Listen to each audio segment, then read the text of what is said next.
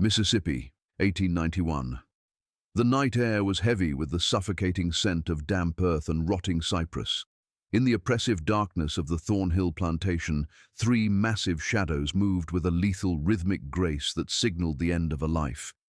These weren't mere animals, they were Brutus, Caesar and Nero, three Rottweilers weighing over 100 pounds each, bred and broken to be specialized killers. Thomas Thornhill, the undisputed master of the land, stood on his porch, his face illuminated only by the rhythmic orange glow of his cigar. He watched with cold satisfaction as his overseer, Cyrus Gann, unlatched the heavy iron gate. The expectation was simple, even mundane for men of such practiced cruelty. The dogs would vanish into the blackness and return within the hour, dragging the broken, tattered remains of a 12-year-old girl named Amelia. They never failed. They were the hounds of a hidden hell, and to them, the child was nothing more than a scent to be extinguished. But as the clock struck the 8th hour of the hunt, the atmosphere on the porch shifted from anticipation to an eerie, chilling silence. The men, who had been laughing and drinking whiskey in anticipation of a grisly spectacle, fell deathly quiet. The dogs finally returned, but they didn't bring blood. They didn't bring a body. What they brought back, and the inexplicable state they were in, made even the most hardened, soulless men on that plantation recoil in a sudden, icy shock. It was the first crack in a foundation built on a devastating secret, a secret that began with a girl who, according to the official records of the world, wasn't supposed to exist at all. Amelia's life was a ghost story told in the present tense, a haunting melody played in the key of suffering. Born in 1879, her very existence was an anomaly, a direct defiance of the laws that had supposedly reshaped the nation. By the time she could walk, the Emancipation Proclamation was nearly 2 decades old, and the Civil War had been over for 14 years. Yet, on the Thornhill Plantation, time had stood still, frozen by the malice of a family that refused to let go of its human property. Hidden deep within the impenetrable backwoods of rural Mississippi, shielded by miles of treacherous swampland and ancient thick forests, the plantation was a kingdom of shadows where the light of freedom never reached. The world outside had moved on, rebuilding itself in a new image of liberty, but inside these borders, the 43 souls who toiled in the sun believed they were still the legal possessions of Thomas Thornhill. It was a masterpiece of isolation and systemic corruption. The nearest sheriff was a man whose pockets were lined with Thornhill's silver to ensure he looked the other way, and the mail, the only tether to the truth, never crossed the plantation line. Visitors were unheard of. The only faces the enslaved saw were those of their captors or their fellow prisoners. They lived and died on that soil believing that the North had lost, that the chains were eternal, and that the world beyond the trees was a myth designed to lure them to their deaths. To them, escape was not a path to liberty, but a guaranteed invitation to an early grave, because that was the only gospel they were allowed to hear. Among the 43, Amelia was a whisper, a small flame flickering in a gale. Her mother had perished bringing her into this nightmare, and her father had been sold into the unknown before her memories could even take root. She was raised by Ruth, an elderly woman whose skin was a map of every lash she had endured over decades of servitude. Ruth was the keeper of the forbidden fires. In the hushed, terrifying stillness of the quarters, she would lean close to Amelia's ear and breathe out stories of a world where the air tasted different. She spoke of a great war that had supposedly broken the shackles of their people, a conflict that had ended the era of the auction block forever. But Ruth's stories always came with a razor-edged warning: never repeat the words. Thomas Thornhill had buried men for far less than dreaming of freedom. Amelia spent her days making herself as invisible as the dust she scrubbed from the main house floors. She carried heavy buckets of water until her small arms burned, and she served meals to the very people who called her property while she was forced to survive on their discarded scraps. She learned to lower her eyes, to silence her heartbeat, and to move like a shadow among the opulence of the house. Yet, beneath the practiced mask of the obedient servant, a question was beginning to take root, planted by Ruth's whispers years ago. It was a question that grew more dangerous and more loud with every sunrise. If we are truly free, why are we still here? The turning point arrived on the night of October 14, 1891.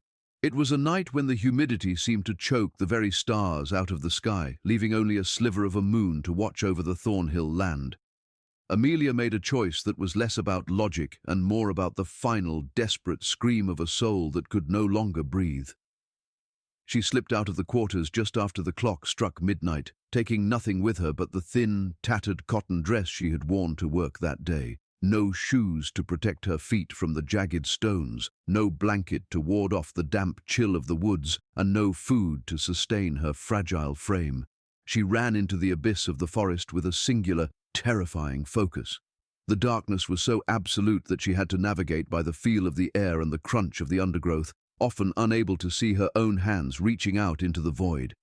To stay at Thornhill was to die a slow, agonizing death of the spirit. To run was to risk a fast death at the jaws of the hounds. In her mind, dying fast was a mercy compared to the alternative. She set her sights toward the east, remembering a fragment of Ruth's wisdom.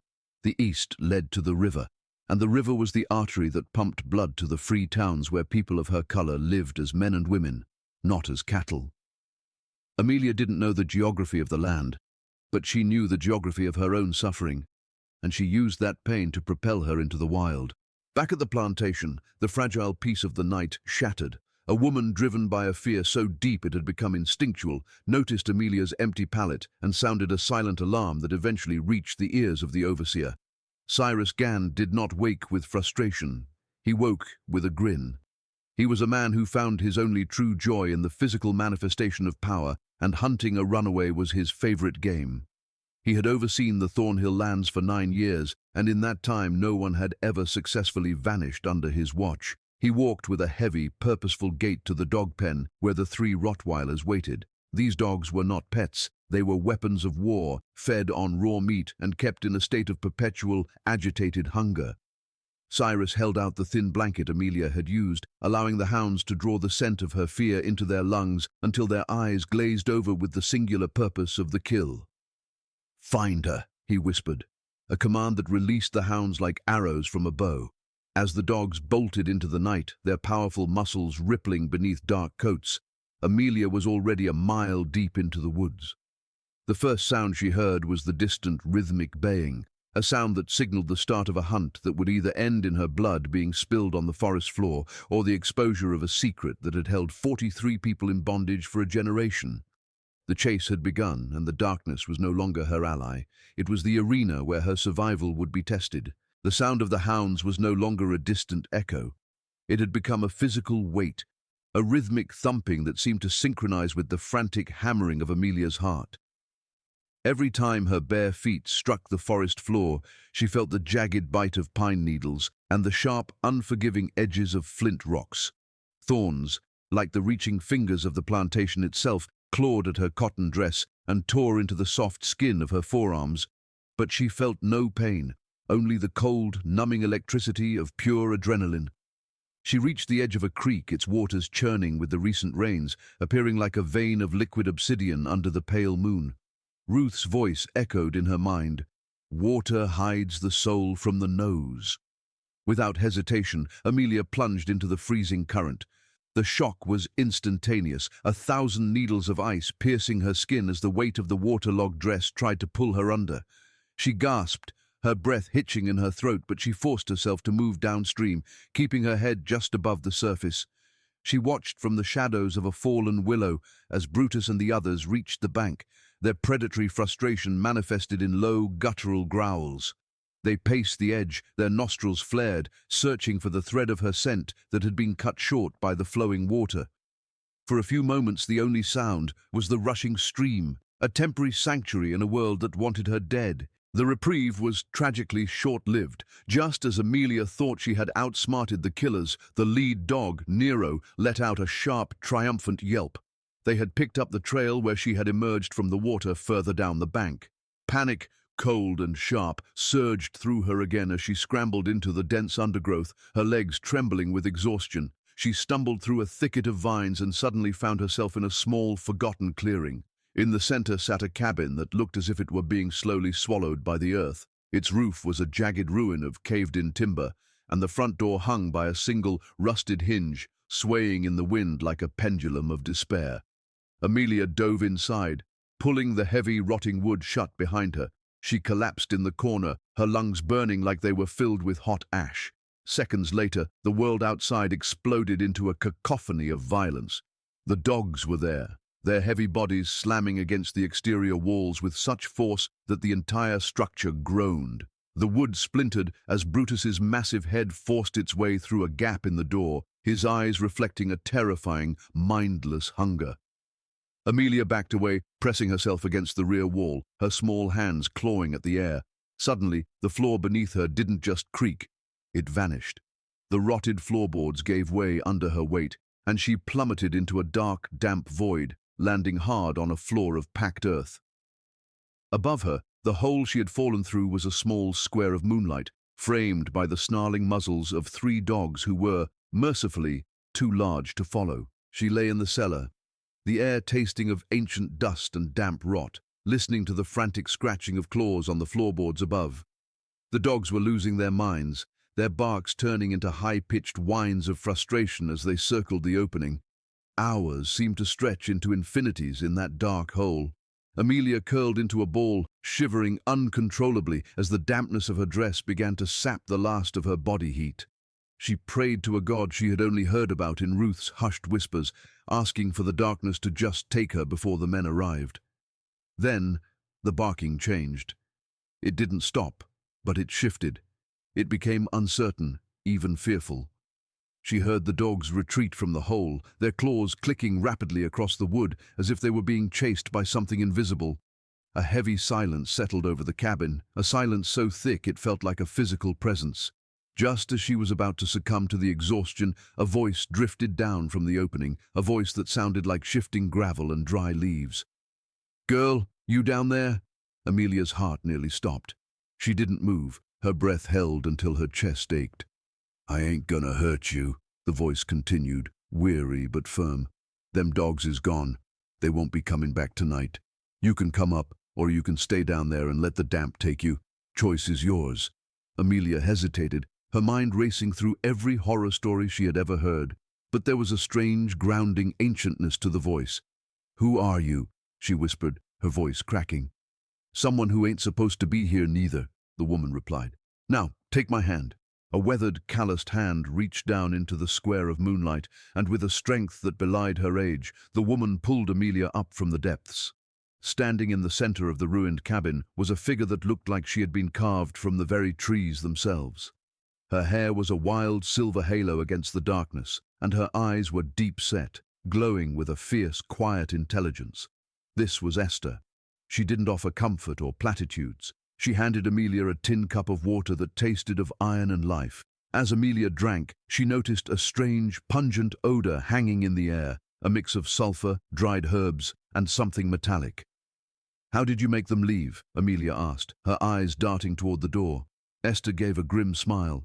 "I put something in the air they don't like. Old root magic my grandmother brought across the big water. It confuses the senses of things that hunt. They think they're smelling fire and death, and even a trained killer knows to run from that." Esther had been living in the shadows of these woods for nearly 40 years, a runaway who had mastered the art of becoming a ghost. She had seen the rise and fall of seasons, the coming and going of men, and she had survived by knowing the secrets of the earth that the plantation owners could never grasp. "I was like you once," Esther said, her gaze softening just a fraction. "Sent the dogs, sent the men. But I learned that the woods don't belong to them. They just think they do. You're lucky, child. Most who run don't find this place. Most just become part of the mud." The peace was shattered by the distant rhythmic thud of hooves and the flickering light of torches dancing through the trees. Cyrus Gann and his men had arrived, their voices carrying through the night with the arrogance of those who believe they own the world. Amelia froze, but Esther merely placed a firm, heavy hand on her shoulder. "Get back in the hole," she commanded. "Don't make a sound, even if the floor starts to burn." Amelia scrambled back into the cellar, pulling a loose board over her head just as the cabin door was kicked open with a violent crash. Cyrus Gann stepped inside, his rifle leveled, his eyes scanning the room with a predatory intensity. He saw Esther sitting calmly on a crate, a small knife in her hand, peeling a piece of bark as if she were sitting on her own porch. "Where's the girl, old woman?" Cyrus spat, his voice dripping with malice. "The dogs tracked her straight to this rot heap." Esther didn't even look up. "Ain't no girl here, just me and the shadows. Maybe your dogs are getting old," Cyrus gan. "Maybe they're tired of hunting children for a man who smells like a coward." The air in the cabin turned frigid as the men searched, their heavy boots thudding just inches from Amelia's hiding spot. They poked at the walls and looked down into the cellar, but Esther had laid a thick layer of pungent herbs and old rags over the boards, masking the scent and the sight of the girl below. For an agonizing 10 minutes, the men lingered, their frustration mounting. Finally, with a string of curses, Cyrus turned to leave. "If I find out you had a hand in this, I'll burn this shack with you inside it." Esther just hummed a low, haunting tune, waiting until the last of the torchlight faded before she whispered, "He's gone for now. But the sun is coming, and that's when the real hunt begins." As the first grey light of dawn began to bleed through the cracks in the cabin walls, Esther knelt by the cellar opening and helped Amelia out for the final time. The old woman's movements were methodical and devoid of wasted energy. She began tearing strips from a heavy, homespun blanket, wrapping them tightly around Amelia's shredded feet. "You can't go to the river," Esther stated, her voice brookering no argument. "That's where they expect you. Cyrus and his kind, they know the water is the first thought of a frightened mind. They'll have men stationed every 5 miles of the bank, waiting like spiders in a web." She handed Amelia a small, weathered satchel containing dried meat and a precious tin of water. "You go north. You head into the heart of the great cypress swamp. It's a place of gators, cottonmouths, and mud that can swallow a horse, but it's a place where white men fear to tread. If you can make it through the black water, there's a path on the other side that leads to a settlement of free folk. They call it New Hope, and it's the only place left where the law of the plantation can't reach." Amelia looked at the small woman, seeing the immense cost of 40 years of solitude etched into her face. "Why help me? You'll be the one they come for next." Esther paused, her fingers lingering on the cloth wrappings. "Because I'm tired of being the only ghost in these woods," she whispered. "Now move. Don't look back. Don't stop for the shadows, and don't believe a word the wind tells you. Go." With those final words, Amelia stepped back into the world, her body a map of pain, but her soul burning with a fire that even the great cypress swamp would struggle to extinguish. The forest didn't just change. It seemed to dissolve into a primordial soup of decay and survival. As Amelia pushed northward, the solid ground she had known her entire life began to betray her, turning into a sponge-like moss that oozed black, foul-smelling water with every step.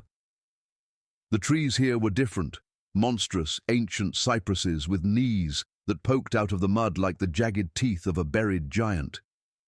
This was the great cypress swamp, a place the plantation workers spoke of only in hushed, terrified tones. They called it the Black Mirror because the water was so still, so dark and so reflective that you couldn't tell where the surface ended and the sky began. The air was a physical weight, thick with the scent of stagnant pools, rotting vegetation, and the metallic tang of hidden predators. Amelia stood at the edge of this liquid abyss, her feet throbbing within the tight cloth wrappings Esther had provided. She looked back once, but there was nothing behind her but the shadows of a life she refused to live another second. The swamp was a nightmare, but it was a nightmare she chose. She took her first step into the water, and the cold mud rose up to meet her knees, pulling at her like the hands of the dead. She knew that every ripple she made was an invitation, a signal to the things that lived beneath the surface, but she also knew that the men with the dogs would never dare follow her into this cathedral of rot. The crossing was a 3-hour descent into a waking hallucination. The water rose steadily, moving from her knees to her waist, and eventually to her chest. Her thin cotton dress, already a rag of grime and sweat, became a heavy anchor that threatened to pull her down into the silt.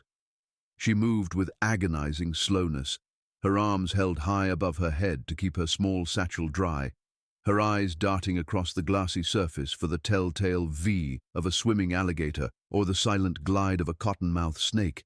At one point, something large and muscular brushed against her thigh, a cold, prehistoric pressure that sent a jolt of pure electricity through her spine. She froze, her breath caught in her throat, watching a series of bubbles rise to the surface just inches away.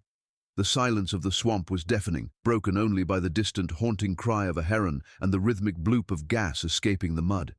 She waited for the strike, for the pull into the depths, but the creature moved on, perhaps finding her too small or too strange a prey.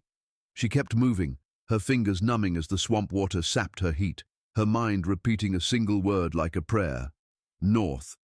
Every step was a battle against the suction of the mud, a test of will that stripped away the last vestiges of the girl who scrubbed floors at Thornhill. When her hands finally touched the firm, sandy soil of the northern bank, she didn't stand. She crawled, dragging her sodden body onto the earth like a creature being born for the first time. She lay there for an eternity, her face pressed into the dirt, her lungs wheezing as she tried to expel the humidity that felt like liquid lead. The sun was beginning its slow descent, casting long, bloody streaks of crimson across the cypress canopy. She was broken, her feet bleeding through the mud-soaked rags, her body shaking with a feverish chill.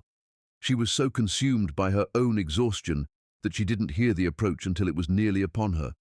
A soft click, the unmistakable sound of a rifle being cocked, pierced the silence. Amelia bolted upright, her heart nearly exploding against her ribs, but her legs failed her, sending her back into the dirt.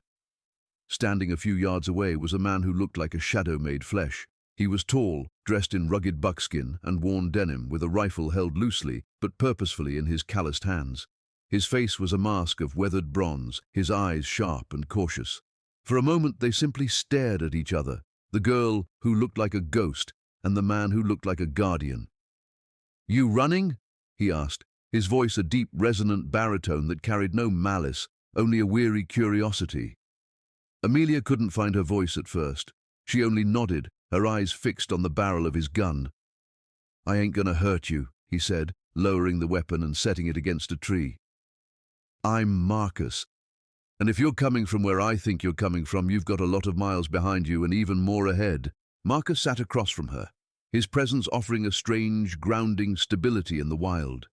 He reached into his pack and produced a piece of dried, salty fish, handing it to her with a silent nod. As Amelia ate with a desperation that bordered on feral, Marcus watched the tree line, his ears tuned to the subtle shifts of the forest. "Where'd you break from, little one?" he asked quietly. "Thornhill," she managed to whisper, the word feeling like a curse on her tongue. Marcus's entire demeanor shifted, his shoulders tensed, and a flash of something cold and dangerous flickered in his eyes. "Thornhill Plantation? Down in the backwoods near the river?" Amelia nodded. "There's 43 of us. We work the cotton. We work the house. They tell us the war is still going. They tell us we're property." Marcus let out a breath that sounded like a growl, his knuckles whitening as he gripped his knees. "That son of a girl. The war ended 30 years ago. Slavery was buried in the dirt before you were even a thought in your mother's mind." The revelation hit Amelia with the force of a physical blow. She had heard Ruth's whispers, but hearing it from a man who walked the world with a rifle and a free man's stride made the truth real in a way that was devastating. 14 years of her life, and decades of Ruth's, had been stolen by a lie. The beatings, the hunger, the deaths of her parents, it had all been for a system that didn't even legally exist. The weight of that injustice was a new kind of pain, deeper and more permanent than the thorns in her feet. "We got to tell somebody," Marcus said, his voice shaking with a controlled fury. "I've been free for 6 months, living in these woods, heading for a place called New Hope. I thought Thornhill was just a ruin, a ghost story people told to scare kids. I didn't know they were still holding people." He looked at Amelia, his expression softening into one of profound respect. "You're the first one to ever make it out of that swamp. You realize that?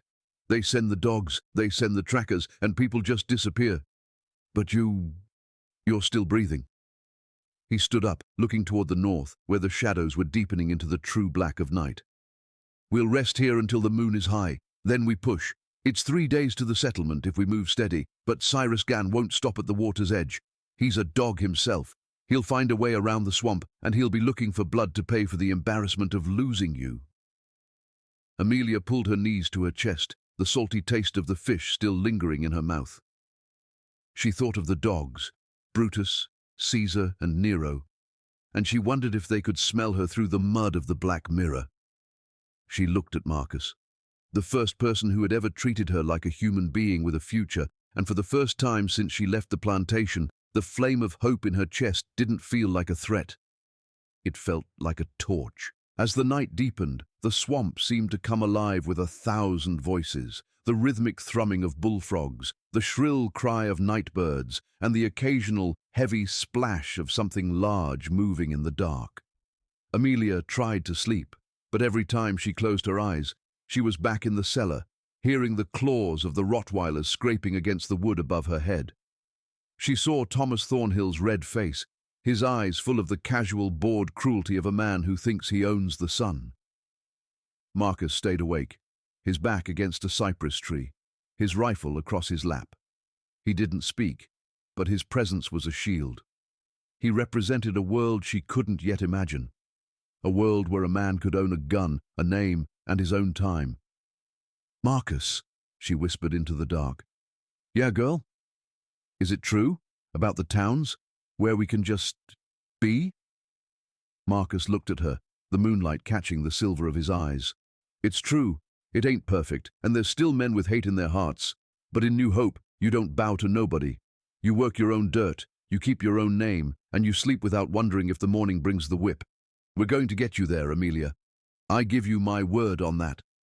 With those words, Amelia finally succumbed to a fitful sleep, dreaming not of dogs, but of a blue dress with yellow flowers, and a sun that shone on a land that belonged to everyone. The dawn did not bring peace. It brought the cold, metallic realization that the hunters had evolved.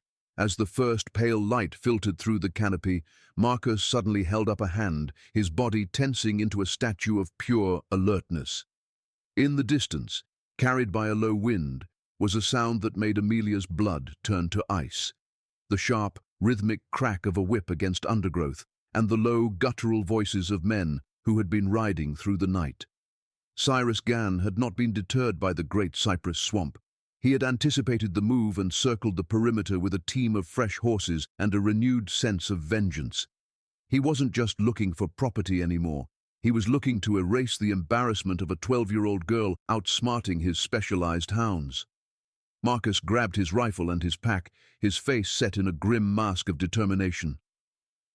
"They're about a mile back, maybe less," he whispered, his eyes scanning the dense foliage. "They've got horses, which means they're limited to the higher ground, but they're moving faster than we can on foot."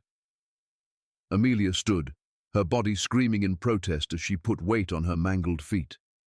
The cloth wrappings were now stiff with dried blood and swamp mud, acting like crude casts that held her together through sheer friction. Every step was a fresh agony, a jagged reminder of the distance between her and the life she was trying to leave behind.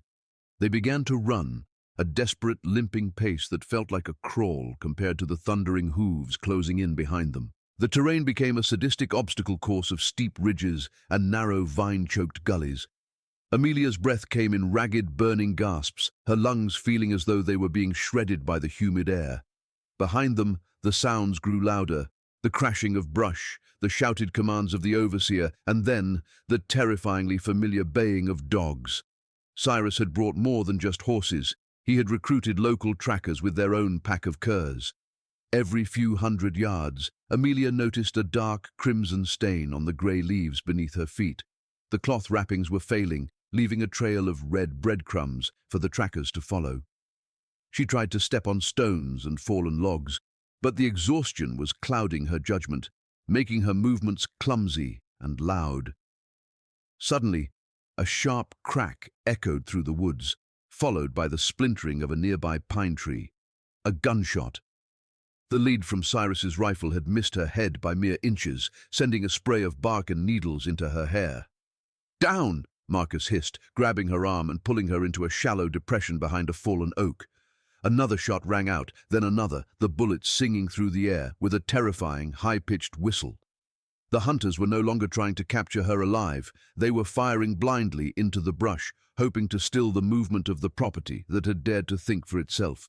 The woods, once a sanctuary of shadows, had become a corridor of fire. They reached the edge of a massive ravine, a jagged scar in the earth that dropped 20 feet into a rocky stream below.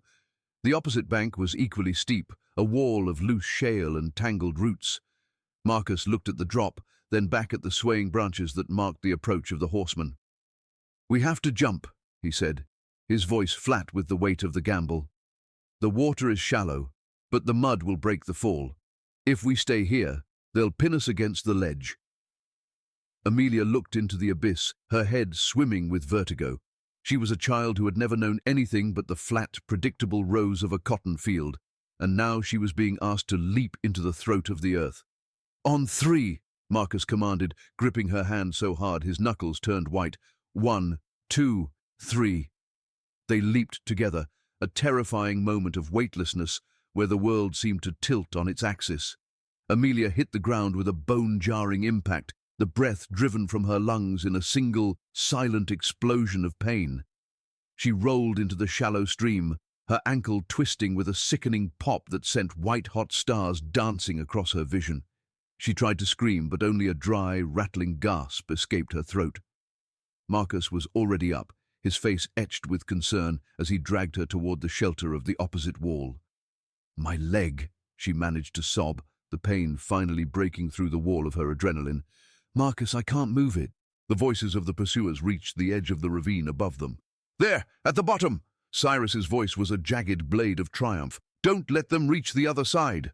A volley of gunfire erupted from the ridge, the bullets splashing into the stream and kicking up shards of rock around them. Marcus didn't hesitate.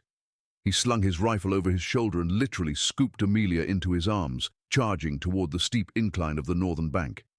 He was a man possessed, his muscles straining against the weight as he clawed at the loose dirt and exposed roots with one hand while holding her with the other. Above them, the hunters were scrambling to find a way down the ravine, their horses whinnying in frustration at the steep drop. One of the men attempted to slide down the embankment, but his footing gave way, sending him tumbling into the rocks below with a sickening crunch. Marcus used the momentary distraction to heave Amelia onto a narrow ledge halfway up the wall. "Go!" he grunted, his breath coming in heavy, wet heaves. "Climb, Amelia! Don't look at the fire, just look at the top!" She clawed at the earth, her fingernails breaking and her twisted ankle trailing behind her like a dead weight. She could feel the heat of the bullets passing near her, the smell of burnt powder filling her nose, but she kept moving because Marcus was behind her, a shield of meat and bone that refused to let the darkness reclaim her. As they neared the crest of the ravine, a figure appeared at the top. Not one of Cyrus's men, but a tall, broad-shouldered man with a weathered face and a rifle of his own. For a split second, Amelia thought the hunt was over, that they had run straight into another trap. But the man didn't point his gun at them. He pointed it over their heads, toward the ridge where Cyrus and his men were reloading. "Get up here!" the stranger shouted, his voice a thunderous command that echoed through the gorge. More figures appeared behind him, men and women, some armed with old muskets, others with pitchforks and heavy timber. This was the perimeter of New Hope. The settlers had heard the gunfire and the chaos of the hunt and had come to defend their borders.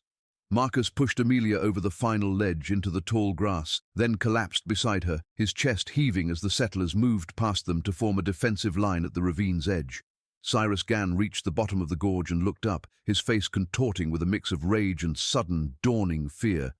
He saw the line of armed, free men looking down at him, and for the first time in his life, the overseer realized that his whip held no power here. The property had reached a place where the laws of the plantation were nothing more than a bad memory. The standoff lasted for what felt like hours, though it was only minutes. Cyrus and his two remaining men stood in the water of the ravine, looking up at the wall of defiance. "Those are runaways!" Cyrus screamed, his voice cracking with desperation. "They belong to Thomas Thornhill by right of law. Hand them over, or there will be hell to pay." The old man who had first appeared at the ridge, Samuel, stepped forward, his rifle steady on his shoulder. "The only law here is the law of free men," he replied, his voice calm and terrifyingly cold. "And the only thing you'll find in this settlement is a grave if you take one more step. You're trespassing on land that belongs to people who don't recognize your master's name. Now turn around and go back to your hole before I decide that justice needs to be served right here in this creek." The silence that followed was heavy with the possibility of a massacre. Cyrus looked at the faces of the settlers, faces that reflected the same scars and history as the girl he was hunting, and he saw a resolve that his whiskey-soaked courage couldn't match. With a final venomous look at Amelia, he turned and began the slow, humiliating climb back up the southern ridge. He was gone, but the war was only beginning. Amelia lay in the grass, the pain in her ankle a dull roar, looking up at the blue Mississippi sky and realizing that for the first time in 12 years no one was holding a chain. The transition from a hunted animal to a human being began with a bar of soap and a blue dress. In the weeks following her arrival at New Hope, Amelia resided in a world that felt like a fragile, beautiful hallucination. Clara, a woman whose hands were as soft as the cotton Amelia used to pick, was sharp, tended to her wounds with a tenderness that brought more tears to Amelia's eyes than the whip ever had. Her ankle was set and bound, and for the first time in her 12 years, she slept on a mattress stuffed with goose feathers rather than a pallet of damp straw. But the peace of New Hope was a restless one. She spent her days on the porch, her eyes fixed on the southern horizon, waiting for the world to answer for its silence. That answer arrived in a cloud of dust and the rhythmic thunder of 20 horses. Federal Marshal Clayton, a man with a jaw like a block of granite and a badge that caught the light like a star, rode into the settlement with a company of deputies and soldiers. He didn't see a runaway when he looked at Amelia. He saw a witness to a crime against humanity that had lasted 30 years too long. He listened as she recounted the graves in the woods, the dogs in the night, and the 42 souls who still believed the world was a cage. The marshal's face didn't move as she spoke, but his eyes grew darker with every word, reflecting a cold, righteous fury. "Pack your things, child," he said, his voice a low rumble of impending judgment. "We're going back, and this time you won't be the one running." The ride back to Thornhill Plantation was a journey through a landscape of ghosts. Amelia sat atop a horse provided by the marshal, flanked by soldiers whose rifles gleamed with a terrifying professional efficiency. To her left was Marcus, his face set in a grim mask of anticipation, and to her right was the ghost of her own fear. As the familiar gates of the plantation came into view, the white pillars of the main house standing like the ribs of a dead beast, Amelia felt a wave of nausea. But as she looked at the marshal and his men, the nausea turned into a cold, diamond-hard resolve. They reached the property just as the sun began to dip behind the trees, casting long, bloody shadows across the fields. The marshal didn't wait for an invitation. He rode straight to the front porch of the big house where Thomas Thornhill sat, a glass of amber whiskey in his hand and a look of bewildered arrogance on his face. Behind him, Cyrus Gann emerged from the shadows of the stable, his hand hovering near his pistol, until he saw the sheer number of federal rifles trained on his chest. "I don't know what this circus is about, Marshal," Thornhill drawled, though the tremor in his fingers betrayed him. "I run a private business here. These people are my employees, living here by choice and contract." The lie was so massive, so brazen, that it seemed to hang in the air like a physical rot. The marshal dismounted slowly, his spurs clinking on the wooden steps as he approached the plantation owner. "I'm not here for your contracts, Thornhill," Clayton said, his voice echoing across the silent fields. "I'm here because a 12-year-old girl walked through a swamp of gators and survived 3 trained killers to tell the world that the 13th Amendment hasn't reached this patch of dirt yet." At a signal from the marshal, the soldiers began to move toward the shacks, where the 42 people had gathered in a state of paralyzed terror. They saw Amelia, and for a moment they thought they were seeing a spirit, until she stepped forward into the light of the setting sun. "It's over!" she shouted, her voice breaking the 30-year silence of the plantation. "The war is over! We are free! They can't hurt you anymore!" The people looked at Thornhill, then at Cyrus Gann, and finally at the soldiers. The air was thick with a tension that felt like it might ignite. Thornhill stepped forward, his face turning a violent shade of purple. "That girl is a thief and a liar. She's my property and you're violating my constitutional rights." The marshal didn't argue. He simply looked toward the elderly woman, Ruth, who stood at the front of the crowd. "Ma'am," the marshal said softly, "if what this girl says is true, show me the price you've paid for this man's employment." The silence that followed was the heaviest Amelia had ever known. Ruth looked at Thornhill, a man who had held her soul in a jar for decades, and then she looked at Amelia. With a slow, shaking hand, Ruth reached back and lifted the cotton of her shirt. The sight was a map of agony, white, roped scars that crisscrossed her back in a chaotic web of cruelty, some old and faded, others fresh and angry. One by one, the others followed. Men turned to show backs that had been turned into ploughed fields of flesh. Children showed the marks on their legs where the switches had bit deep. It was a gallery of horrors that silenced even the most hardened soldiers. The marshal turned back to Thornhill, his hand resting on the hilt of his saber.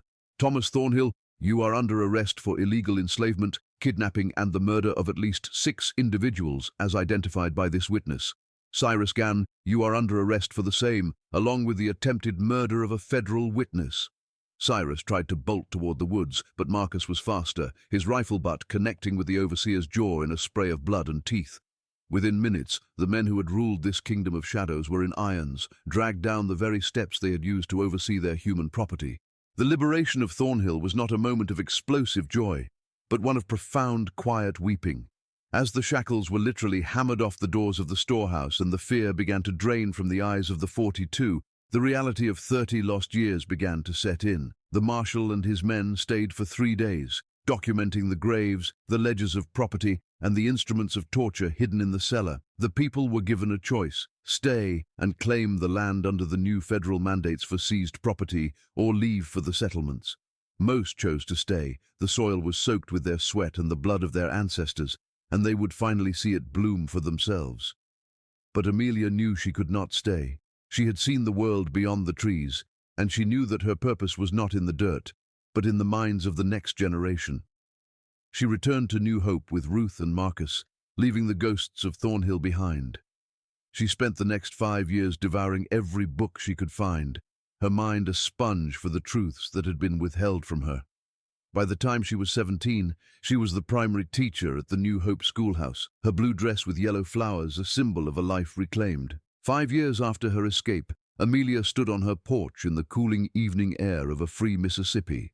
She was no longer a ghost or a piece of property. She was a woman who had shaken the foundations of a secret empire.